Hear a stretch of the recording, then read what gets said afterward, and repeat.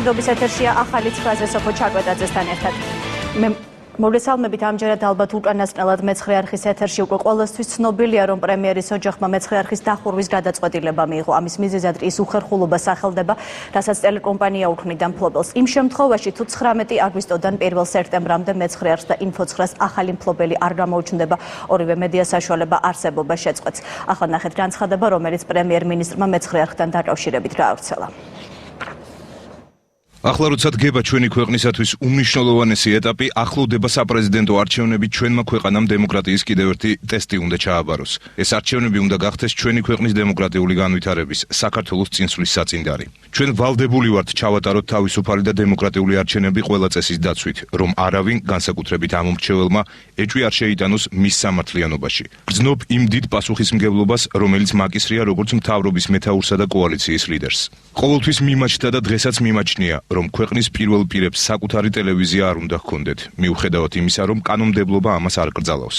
პირადად მე და ჩემს ოჯახს ეს დიდ უხერხულობას გვიქმნის, რაც არაერთხელ განვაცხადე კიდეც. არჩევნებში გამარჯვებისთანავე მე და ჩემს ოჯახს გვინდოდა გაგვესხვისებინა ტელეკომპანია მეცხრე არხი და საინფორმაციო სააგენტო ინფო9, მაგრამ ჟურნალისტებისა და თანამშრომლების მიმართ პასუხისმგებლობისა და პატივისცემის გამო კიდევ 10 თვე გავახანგძლივეთ ამ მედია საშუალებების მუშაობა. მთელი ამ ხნის განმავლობაში ჩვენ ვეძებდით მყიდველს, რომელიც ამუშავებდა ამ მედია საშუალებებს. 16 აგვისტოს პარასკევს ბოლო მყიდველმაც უარი გვითხრა. მე პოლიტიკაში შემოსვლისთანავე პირველივე წერილში შევთავაზე რამდენიმე ტელეკომპანიას, რომ დროებით არჩევნების პერიოდში შევისყიდიდი ტელევიზიას, თუმცა მაშინ ამ შეთავაზებაზე სხვადასხვა მიზეზით ყველამ უარი თქვა. ყველამ კარგად იცის, რა პირობებში უწევდა წინა საარჩევნოდ ოპოზიციას საქმიანობა. ისიც ყველამ იცის, რამხელა ძალა აქვს ტელევიზიას. ნაციონალურ მაუწყებლებს ხელისუფლება აკონტროლებდა. ტელევიზიები მუშაობდნენ უზარმაზარი სახელისუფლებო წნეხის ქვეშ და მის რუპორად იყვნენ ქცეული. სწორედ ამიტომ გადავწყვიტეთ ჩემს მეუღლეს გაეხსნა ტელევიზია. არც მე და არც ჩემი ოჯახი არასოდეს ჩავრეულ ვართ ტელევიზიის საქმიანობაში. ჟურნალისტები მიუკერძოებლად და ობიექტურად აშუქებდნენ ქვეყანაში მიმდინარე პროცესებს. დღეს როცა ახლოვდება არჩევნები, მედია საშუალებების ვალია ობიექტურად აშუქებდეს საარჩევნო პროცესს, ხოლო ხელისუფლება პრეზიდენტობის ყველა კანდიდატს უქმნიდეს თანაბარ პირობებს. სწორედ ამისთვის არის საჭირო ზემოაღნიშნული მედია საშუალებების გასხვისება, რათა ამომრჩეველს არ დარჩეს განცდა და არ შეექმნას აღქმა იმისა, რომ კოალიციის ლიდერის მფლობელობაში არსებული მედია საშუალება კოალიციისავე კანდიდატს სასათბურე პირობებს შეუქმნის და პრივილეგირებულ მდგომარეობაში ჩააყენებს მას. ხოლო რაც შეეხება ჩემს მიერ დასახელებულ პრეზიდენტობის კანდიდატს გიორგი მარგველაშვილს, რომელიც ღირსეული და უალტერნატივო კანდიდატია, პრივილეგიების გარეშეც დარწმუნებული ვარ აუცილებლად მოიპოვებს გამარჯვებას. მე და ჩემმა ოჯახმა მივიღეთ გადაწყვეტილება 1 სექტემბრიდან ტელეკომპანია მეცხრე არხისა და საინფორმაციო სააგენტო ინფო9-ის დახურვასთან დაკავშირებით. მადლობა მინდა გადაუხადო მეცხრე არხისა და საინფორმაციო სააგენტო ინფო9-ის ჟურნალისტებს, მათ კოლექტივს, რომელთა საქმიანობაც საპარლამენტო არჩევნების დროს გმირობის ტოლფასი იყო. ინფო9-ის თანამშრომლებმა შეძლეს ჩემი ერთ-ერთი მთავარი იდეის განხორციელება. ტელეკამერებით წინ აღდგომოდნენ ნაციონალური მოძრაობის ზონდერ ბრიგადებს. ჩვენ არ დავზოგეთ სახსრები, ავიყვანეთ ძალიან ბევრი ჟურნალისტი და თითოეულ ზონდერს თითო კამერა დაუპირისპირეთ. ინფო9-ის ჟურნალისტები ყველა ქალაქში, ყველა სოფელში, ქუჩებში კამერით აღბეჭდავდნენ იმ უმსგავსობას, რომელსაც ზონდერ ბრიგადების ჩადიოდნენ. საზოგადოების ინფორმირებულობისათვის თითოეული კადრის მოპოვებისათვის ისინი არ ერიდებოდნენ განსაცდელს და სრულიად უნიკალურ კადრებს აწვდიდნენ სხვადასხვა საინფორმაციო საშუალებებს, მათ შორის უცხოურ მედიასაც. იმ პერიოდში ტელესივრცეში მეცხრე არხისა და ინფო9-ის გამოჩენამ საშუალება მისცა ტელეკომპანიებს მაესტროსა და კავკასიას გამოეყენებინათ და უფრო დიდი აუდიტორიისათვის მიეწოდებინათ ობიექტური ინფორმაცია და კადრები. მადლობა მათ ამისათვის. დღეიდან 19 აგვისტოდან 1 სექტემბრამდე კიდევ ვიტოვებთ დროს ამ მედია საშუალებების გასასხვისებლად. მყიდველს ამჯერად საბაზრო ღირებულების მესამედ ფასად ვთავაზობთ ტელევიზიასა და საინფორმაციო სააგენტოს, თავისი მატერიალურ-ტექნიკური ბაზით, იმ პირობით, რომ მყიდველი ამუშავებს ტელევიზიას და თანამშრომლები შეინარჩუნებენ სამსახურს. თუ 1 სექტემბრამდე არ გამოჩნდება მყიდველი, იძულებული გავხდებით შევწყვიტოთ ტელეკომპანია მეცხრე არხისა და საინფორმაციო სააგენტო ინფო9-ის მუშაობა. მიუხედავად იმისა, რომ ორგანიზაციის ლიკვიდაციის შემთხვევაში კანონმდებლობა არ ითვალისწინებს თანამშრომელთათვის კომპენსაციების გადახდას, მე და ჩემმა ოჯახმა გადავწყვიტეთ ყველა თანამშრომელს გადავუხადოთ 2 თვის კომპენსაცია. მიმაჩნია, რომ ტელევიზიასა და მედია საშუალებაში ჩადებული ფულით არ უნდა ვეხმარებოდე ქვეყანას. მე ჩემს ქვეყანას სხვა, უფრო ეფექტიანი პროექტების განხორციელებაში შევუწყობ ხელს.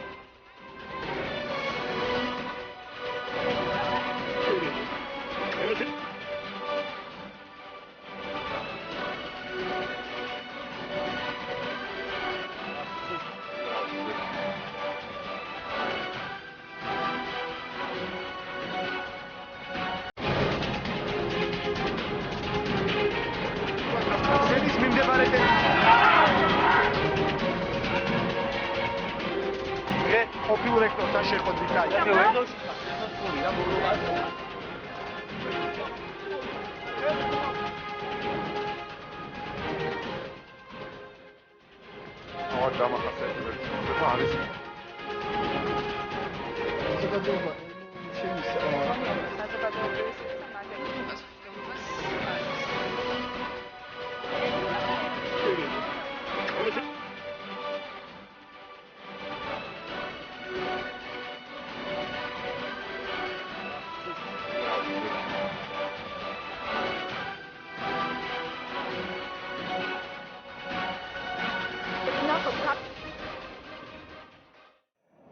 პრემიერ-მინისტრის გადაწყვეტილება მეცხრე არხის მთელი გუნდისთვის მოულოდნელი აღმოჩნდა. არხის დახურვის თაობაზე ინფორმაცია ტელევიზიის ყველა თანამშრომელმა საგანგებო თათბირზე არხის ხელმძღვანელობამ მოგვაწოდა, როგორ ვითარდებოდა მოვლენები მთელი დღის განმავლობაში და რას ფიქრობენ მეცხრე არხზე ბიძინა ივანიშვილის გადაწყვეტილების შესახებ ნახეთ რეპორტაჟი.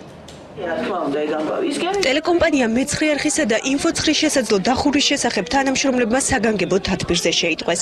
არხის გენერალურმა დირექტორმა მეცხრე არხის კოლექტივს პრემიერ-მინისტრის ოჯახის მიერ მიღებული გადაწყვეტილების შესახებ აცნობა. მაგრები ხართ უყადა და მე მგონია რომ რა ვიცი, კარგი იყო რომ ერთად ვიყავით რა. ესე მგონია და თავს იქით ძალა არ არის. და ვერც მოედანა. მოულოდნელ ინფორმაციას არხის თანამშრომლები ემოციურად შეხვდნენ. მეცხრე არხის დახურვის შესახებ გადაღებაზე მყოფმა შევიტყვეს, წერდი რესპონდენტს ამ დროს მომივიდა მოკლე ტექსტური შეტყობინება, საიდანაც გავიგე, რომ ტელეკომპანია მეცხრე არხი შესაძლოა 1 სექტემბრიდან აღარ იყოს ეთერში. ბუნებრივია ეს იყო საკმაოდ ძლიერი შოკი, ბუნებრივია ვეცადე ყველანაირად რომ რესპონდენტის და ჩემს ურთიერთობაზე ეს არასახული იყო, თუმცა ნამდვილად არ ვფლობდით ინფორმაციას იმასთან დაკავშირებით, რომ მეცხრე არხის დახურვა ემუქრებოდა, პირიქით სამომავლო გეგმებს ვაწყობდით, ქონდა სხვადასხვა პროექტები და რა თქმა უნდა საინფორმაციო სამსახურის უფრო მეტად გაძლიერებასაც ვაპირებდით. ეს გადაწყვეტილება რა თქმა უნდა ძალიან მოულოდნელი იყო და სამწუხარო როგორც ჩემთვის, ასევე ჩემი კოლეგებისთვის. უბრალოდ ჩემი ძლიერს გითხრათ, რომ ამ თვეების მანძილზე, რაც ეს ვთქვათ, წინეს საარჩევნო ბატალიები გადავლახეთ, მუშაობდი კრიმინალზე, კერძოდ პროკურატურის გახლით და ვიცი რომ მთავარ პროკურატურაში არის სისხლის სამართლის 180,000 საქმე და ჩვენ ამ საქმეს ვაშუქებდით მუდმივად და მე მგონი ეს ადამიანები ელოდებოდნენ რომ რაღაც გამოხმაურება იქნებოდა ამ საქმეების ირგვლივ და ვეხმარებოდით მათ შეძლების დაგვარად და ფიქრობ რომ ამის გაკეთება სხვა ტელევიზიებს მოუწევთ. იმედია უკეთესად ვიდრე ამას ჩვენ ვაკეთებდით. დღეს მაგ ერთი ესეთი რეაქცია. მე ვერ ავის იმ ფლობელს ამ არხის. ვერ დავადანაშაულებ ვერც იურიდიულად, მე მგონი სრული უფლება აქვს თავისი კერძო საკუთრება როგორც უნდა ისე დაატრიალოს. ალბათ ვერც მორალურად, იმიტომ რომ ვერ დააძალებ ადამიანს მართლა კონდეს და მუდმივად ხარჯოს იმაზე ფული, რაც არ უნდა. მაგრამ ერთი კითხვასავით მიჩნდება და ალბათ მასაც შემიძლია რომ დაუსვამდი, ალბათ ის რომ მაგ თქვა რომ შეცდომა იყო პირველად მეცხრე არხის დახურვა და ხო არ ფიქრობს რომ იგივე ფოცხს ასე მეორედ აბიჯებს ფეხს რა და კიდე მეორე შეცდომას იგივეს ხო არ უშვებს და ისწავლა თუ არა დასკვნა რატომ ვერ გამოიტანა და უშოთ თუ განსხვავდება ეს შემთხვევა იმ შემთხვევისგან რამენაირად რა. ჩემთვის გასაგებია ბიძინა ივანიშვილის ეს გადაწყვეტილება მეცხრე არხის დახურვასთან დაკავშირებით, გასაგებია რომ ეს იყო საერთაშორისო ორგანიზაციების დაკვეთა დემოკრატიის თვალსაზრისით, იქიდან გამომდინარე რომ არ შეიძლებოდა ქართული ოცნების ლიდერს საპრეზიდენტო არჩევნების დროს ქონოდა ტელევიზია. ძალიან გულდასაწყვეტია ეს ფაქტი რომ მოხდა. ერთი ოჯახია ტელეკომპანია მეცხრე არხი ჩემთვის დიდი ხანი არ არის რაც გამოვიდი ამ ტელევიზიაში სულ რაღაც 4 თვეა და იმეს ვიტოვებ რომ ყველა თითოეული თანამშრომელი თავის გზას ასე ვთქვათ იპოვის. მეცხრე არხთან დაკავშირებით მიღებული გადაწყვეტილება მედია საშუალებებში დილიდან გავრცელდა. საინფორმაციო სააგენტოები და ტელეკომპანიები მთელი დღის განმავლობაში ავრცელებდნენ ინფორმაციას არხის შესაძლო დახურვის და გასხვისების შესახებ. მეცხრე არხი 1 სექტემბრიდან მაუწყებლობას შეაჩერებს. გავრცელებული ინფორმაციით არხის გენერალურმა დირექტორმა თათბირი ამ საკითხთან დაკავშირებით უკვე ჩაატარა. რასაც ცხადებენ არხის თანამშრომლები და რას გულისხმობს არხის რეორგანიზაცია. რატი უნჯირი ისაუბრებს თემაზე პირდაპირ ეთერში რატი გისმენთ. 1 სექტემბრიდან მეცხრე არხი მაუწყებლობას შეაჩერებს. ტელევიზიის გენერალურმა დირექტორმა უკვე ჩაატარა თათბირი, რომელსაც არხის ხელმძღვანელი პირები და ჟურნალისტებიც ესწრებოდნენ. ვრცელდება ინფორმაცია, რომ ამ თემაზე შესაძლოა ოფიციალური განცხადება პრემიერ-მინისტრმაც გააკეთოს. ამ წუთებში მეცხრე არხზე განსაკუთრებული განცხადება კეთდება, რომელსაც ჩვენ პირდაპირ ეთერში ვთავაზობთ. მეცხრე არხის საინფორმაციო სამსახურში დღის განმავლობაში რამდენიმე თათბირი გაიმართა, სადაც ჟურნალისტები საერთო გადაწყვეტილების შესახებ მსჯელობდნენ. საბოლოოდ არხის საინფორმაციო სამსახურმა მუშაობის 10 დღით გაგრძელებასთან დაკავშირებულ შეთავაზებაზე უარი თქვა. კოლექტივმა მუშაობის შეჩერების შესახებ მიიღო გადაწყვეტილება. დღეს ფაქტიურად ის გუნდი, რომელმაც თავიანთი სიცოცხლე საფრთხის წინაშე დააყენა, თავიანთი ოჯახების ბედიღვა საფრთხის წინაშე და კითხვის ნიშნულს დააყენა, დღეს ეს ხალხი ქუჩაში არის დარჩენილი უმუშევრად, რომელმაც ძალიან ბევრი რამ გააკეთეს, მისათვის რომ მეცხრე არხი გამხდარიყო ის ტელეკომპანია, რომელსაც შეიძლება თავისუფლად უწოდა ობიექტური და სიტყვის თავისუფლებისთვის მებრძოლი არხი. ამ მუშაობის პერიოდში ძალიან ბევრი რამ გაიარა თითოეულმა ჩვენგანმა. ძალიან ხშირად იყო მუქარები, ცემის ფაქტები იყო, ისეთი ფაქტები, როდესაც ჩვენ საცემად გამიწეოდნენ, ძალიან დაძაბული სიტუაცია იყო. იყო პერიოდი, როდესაც გვახსოვს, რომ ველოდებოდით სპეცნაზის შემოსვლას, დახურვას, ზარები იყო, ძალიან ბევრი ახლობლის გაშვება იმის გამო, რომ ჩვენ მეცხრე არხზე ვმუშაობდით. ამ ყველაფრის ფონზე ჩვენ მაინც ვახერხებდით, ყველაფერი გაგვეკეთებინა იმისთვის, რომ მოსახლეობისთვის მიგვეწოდებინა სრული ინფორმაცია იმის დაკავშირებით თუ რა ხდებოდა ქვეყანაში. მეცხრე არხი ვფიქრობდი, რომ მედია სივრცეში, ტელესივრცეში იყო ის ახალი კურსი, მანიშნებელი, რომელიც საზოგადოებას მიაწვდიდა ობიექტურ, დაბალანსებულ და მიუკერძოებელ ინფორმაციას სწორედ. დღეს, როდესაც მე სხვა ტელევიზიისგან, აბსოლუტურად სხვა ადამიანებისგან ვიგებ იმას, რომ ჩემი არხი იხურება, რა თქმა უნდა, ეს არის ძალიან ნეგატიური მომენტი ჩემთვის. მეცხრე არხმა პრემიერ-მინისტრის ოჯახის მიერ გავრცელებული განცხადება 6 საათიან საინფორმაციო გამოშვებაში გაავრცელა. მეცხრე არხთან დაკავშირებით საქართველოს პრემიერ-მინისტრმა საგანგებო განცხადება გაავრცელა, ჩვენ მას უცვლელად გთავაზობთ. ის ამბავი, რომ არხი უნდა გაყიდულიყო, თქვენ ციცოდით ალბათ, ოცხოში რომ ცდილობდა მისი მფლობელი გაყიდვას, ამას ამბობდა ეს კონფერენციებზეც გასხვისებას რომ ცდილობდა გაყიდვას, ცდილობდა აქ გინახავთ მოსულები ადამიანები, რომლებსაც უნდა შეეძინათ თითქოს არხი. ანუ ეს პროცესი მიდიოდა და მე როგორც აღმოჩნდა, ჩვენი დღეს მართლაც აი როგორც დაიწერა განცხადებაში, იმ ყიდველმა ვისი, აი ბოლო იმედიც ჰქონდათ, თქვა უარი არხის ყიდვაზე და ეს იყო ძირითადი მიზეზი, რის გამოც დადგა ეს საკითხი, როგორც მე ხვდები. ჯერჯერობით მუშაობას ჩვეულ რეჟიმში განაგრძობს ინფო9. ჩვენი გადაწყვეტილებით და ამ გადაწყვეტილებაში მე მხარში ამომიდგენ არა ის თანამშრომლები, მარტო ის თანამშრომლები, რომლებიც დღეს მუშაობენ, არამედ ისინიც, რომლებიც ჩვეულებაში არიან, იმიტომ რომ რამდენიმე ამერიკა და მითხრა, რომ წყვეტ ჩვეულებას და ბრუნდება, იმიტომ რომ ეს 11 დღე, რომელიც რასაკვირველი არ იქნება ადვილი, ესე ოჯახად ღირსეულად გავიაროთ მუშაობის ჩვეულ რეჟიმში. ახლა არხის გენერალური დირექტორი შემოგვიერთება პირდაპირ ეთერში საღამომშვიდობის თალბატონობა. როგორია თქვენი პოზიცია პრემიერის განცხადებასთან დაკავშირებით? რასაკვირველია, არავის ამ არხზე არ გაგვიხარდა არხის დახურვა. წარმოუდგენელია, რომ ეს ამბავი ვინმესთვის იყოს სასიამოვნო, თუმცა ძალიან ბევრი მიზეზით ეს ყველაფერი არის გასაგები. ალბათ თქვენს და მეც ძალიან ბრაზდებოდი ხოლმე, როდესაც ყველა პრესკონფერენციაზე მუდმივად ისმებოდა შეკითხვა, რომ აი არის რაღაც აუცილებლობა არხის გასხვისების შესახებ და პრემიერი მას პასუხობდა სხვადასხვანაირად, ზოგჯერ უფრო გაბრაზებული, ზოგჯერ უფრო მშვიდად, მაგრამ რეალურად ამ შეკითხვას ჩვენი კოლეგები ყოველ წუთას სვამდნენ. მიუხედავად იმისა, რომ კანონმდებლობასთან ამას არავითარი პრობლემები არ აქვს, მიუხედავად ამისა, ისინი თავს მოვალედ თვლიდნენ, რომ ქვეყანაში დემოკრატიის დამკვიდრებისთვის პრემიერ-მინისტრს საკუთარი არხი არ ქონოდა. თუ მისთვის მართლაც ძვირფასია ქვეყანაში დემოკრატიის დამკვიდრება და ის, რომ ძვირფასია მეცხრე არხის და ინფო9-ის თანამშრომლებისთვის, ეს ჩვენ ყველამ ერთად დავამტკიცეთ იმ პერიოდში, როდესაც ამ დემოკრატიისთვის ძალიან სერიოზულად ვშრომობდით და ვიბრძოდით და ვიღწოდით, ეს ყველაფერი არის ძალიან ცალსახა. მე იმედი მაქვს, რომ ეს გადაწყვეტილება ნამდვილად გამოადგება ქვეყანაში დემოკრატიის დამკვიდრებას, რაც იმას ნიშნავს, რომ ისეთი პროფესიონალი ჟურნალისტებისთვის, რომლებიც ამ არხზე მუშაობენ, აუცილებლად მოინახება სამსახური კარგ და დემოკრატიულ ქვეყანაში. და რასაც თქვით მაყურებელს, რომელიც წელიწად ნახევარია უკვე გვიყურებს.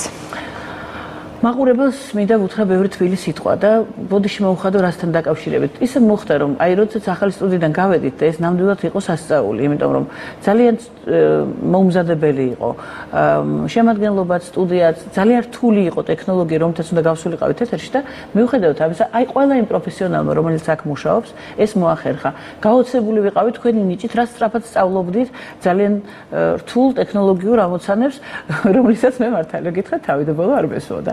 ხო და ეს იყო ჩემთვის დიდი აღფრთოვანების საგანი, მაგრამ მოხდა ისე რომ როდესაც ჩვენ ახალი სტუდიიდან გავედით ზუსტად იმ დროს ჩამოვიხსენით თურქსატიდან და მაყურებლების უდიდესმა რაოდენობამ ვერ მოახერხა ჩვენი დანახვა. იმის შემდეგ ძალიან ბევრი იზრუნა არხმა იმაზე რომ გასულიყო დეციმეტრულ მაუწყებლობაზე და ბოლოს და ბოლოს მთელი საქართველო მოვიცვით. მე მახსოვს ეს ზარები, როცა ჩვენ თურქსატზე აღარ ვიყავით, რა სიხშირით რეკავდნენ ჩვენი მაყურებლები. ქუჩაში ჩვენს მანქანას ლოგო აქვს და რომ გავჩერდებოდა გადმოვიდოთ, ხო, აუცილებლად ვიღაც მოვიდოდა და მკითხავდა, რომ აი ადრე გიყურებდით და ეხლა რა მოხდა, რატომ ჩამოიხსენით, აღარ ხართ სატელიტზე. შემდეგ აი ეს დეციმეტრული მაუწყებლობას და უცებ მივხვდით, რომ აი ეხლა გავშალეთ ფრთები და უნდა რაღაც კარგი მოხდეს, მაგრამ სამწუხაროდ ისე მოხდა, რომ ეტყობა ის დრო, რომელიც ამ ამბავს უნდა მოხმარებოდა, აღარ დარჩა საკმარისი. მე მაინც მგონია, რომ ეხლა ბევრი ზარი იყო დღეს მათგან, ვისაც უნდა რომ შეიძინოს არხი. ბევრი ზარი იყო შეწუხებული ადამიანებისგან, ტელემაყურებლებისგან, ჩემთან. მაგრამ იყო ჩემთვის ცოტათი მიუღებელი და უხერხული ზარებიც. დღეს განსაკუთრებული დღე აქვს მეცხრე არხს და როდესაც აპარატურა რა ღირს ამაზე არის ძირითადი საკითხი. ეს აპარატურა მეცხრე არხის გარდა კიდევ ბევრ ადგილას იყიდება და ხა მაინც დღეს აბა იქნება იაფად აპარატურა ჩავიგდო ხელში, არ არის სასიამოვნო, როდესაც ჩვენი კოლეგებისგან სწორედ ეს გესმის.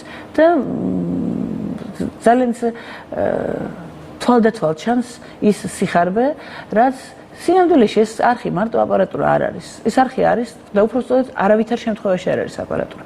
ეს არხი არის მისი პროფესიონალი თანამშრომლები. ის შრომა, რომელსაც ისინი ახორციელებენ, ის ყველაფერი, რითიც ეს არხი შედგა ისეთი როგორიც არის და რომ არხი კარგია, ამაში ალბათ ყველა დამეთანხმებით. და მართლა გითხრათ, ცოტა გულიც კი მწყდება და აბსოლუტურად დარწმუნებული ვარ და ამასთან დაკავშირებით ჩვენ ჟურნალისტურ გამოძიებასაც ვამზადებდით, იმიტომ რომ გადამოწმებულიც გვაქვს, რამდენად არასწორია პანელისად იზომება ჩვენი რეიტინგები და ძალიან მინდოდა რომ ეს გამოძიება გასულიყო ეთერში, იმიტომ რომ ყველა მაჩვენებლით, მაგალითად ინტერნეტ მთლელით ძალიან ცხადად ჩანს, რომ მეცხრე არხი გახდა ძალიან კარგი და ძალიან რეიტინგული ტელევიზია.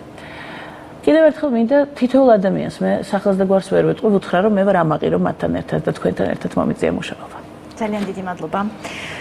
ლუბა ელიაშვილი მეცხრე არხის გენერალური დირექტორი იყო ჩვენი გადაცემის სტუმარი. განვარძობთ რამოშობას მეცხრე არხი ახალი სეზონისთვის ემზადებოდა განვითარების პერსპექტიული ჯერმად ცოტა ხნის წინ დამტკიცდა და არხის სრულ მაუწყებლობას განახორციელებდა. ბევრი წინააღმდეგობის მიუხედავად არჩევნების შემდეგ თურქსატზე შეწყვეტილი მაუწყებლობა არხმა რთულად, თუმცა აღადგინა. რამდენიმე დღის წინ მიღებული პირველი სტერეო სიხშირეზე დასვლის საშუალებით კი მეცხრე არხს უკვე მთელი საქართველო უყურებდა.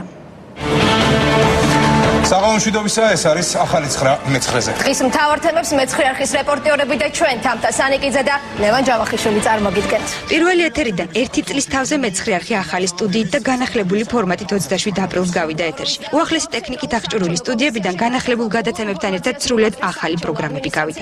ირაკლი ჩიხლაძის საზოგადოებრივ-პოლიტიკური თოქ-შოუ ღია თამაში არხის ერთ-ერთი ყველაზე რეიტინგული გადაცემა იყო, სადაც მაყურებელი დღის მთავარ თემებზე ვრცელ და ამომწურავ ინფორმაციას იღებდა. უკომპრომისო დებატები და ყველაზე ცხელი ამბები მეცხრე არხის ეთერში ყოველდღე 18-დან 20 საათამდე გადიოდა. პირდაპირ ჩართვები ფოთიდან, გორიდან და ასევე ზუგდიდიდან.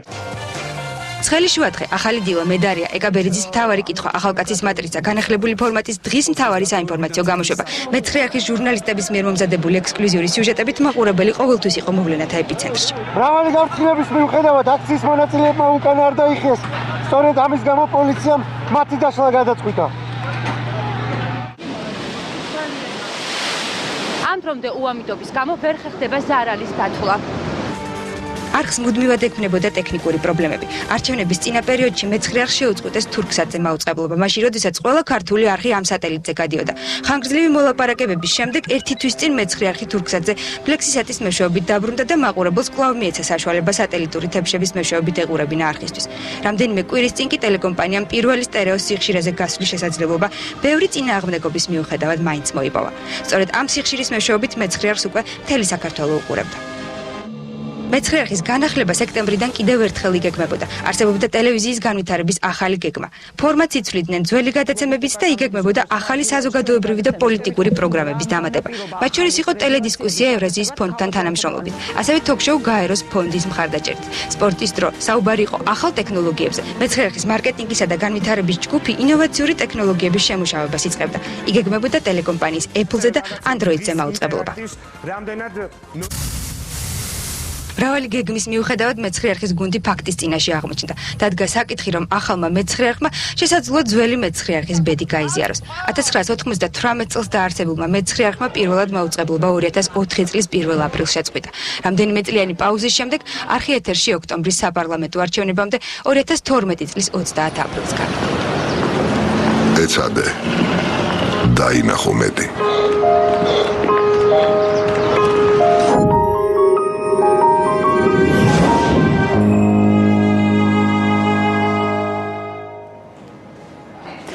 Așa მე ამ მეტრია მშვიდობებით მე 20 წლის ვიყავი, როცა მეცხრე არხზე მუშაობა დავიწყე, ახლა ამ არხზე უკვე მეორე დღე მშვიდობებით. და ბოლოს მადლობას ვუხდი მეცხრე არხის მთელ გუნდს ხელმძღვანელობას, ჩემს სტოლერ და ჟურნალისტებს, წამყვანებს, პროდიუსერებს, რეგიონალურ ბიუროებს, ტექნიკურ პერსონალს და ბოლოს დიდი მადლობა საეთეროს ყველა თანამშრომელს და ტექნიკურ პროდიუსერებს, რომლებიც წელიწადნახევრის შემდეგ დღეს ბოლო გამოშვებას ჩემთან ერთად დაასრულებენ. მე მშვიდობიან ღამეს გიყურებთ, გისურვებთ, მადლობა რომ გიყურეთ, ნახვამდის.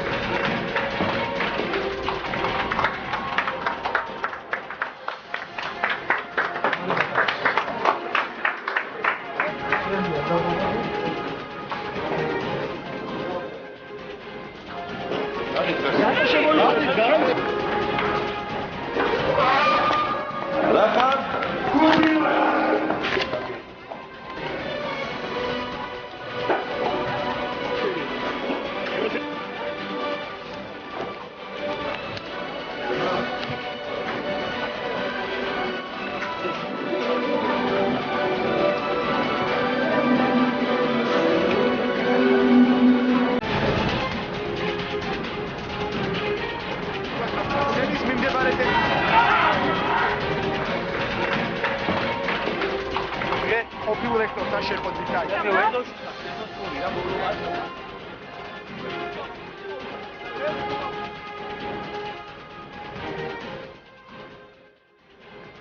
დავახასიათებთ, არის